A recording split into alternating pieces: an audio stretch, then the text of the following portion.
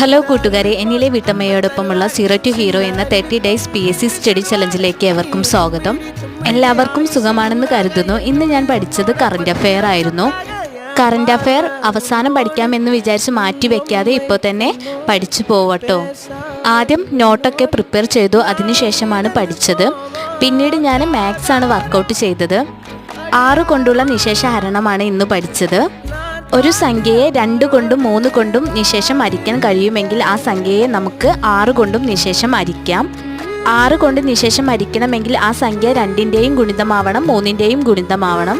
2 കൊണ്ട് നിശേഷം ഹരിക്കാൻ എന്താ ചെയ്യേണ്ടത്? ഒരു സംഖ്യയുടെ അവസാനത്തെ അക്കം ഇരട്ട സംഖ്യയോ പൂജ്യമോ ആവണം. 3 കൊണ്ട് നിശേഷം ഹരിക്കാൻ ഒരു സംഖ്യയിലെ അക്കങ്ങളുടെ തുക 3ഓ 3ൻ്റെ ഗുണിതമോ ആവണം.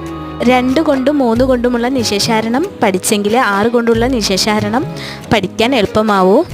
19ാമത്തെ ഡേയും കംപ്ലീറ്റ് ആയി. Thank you.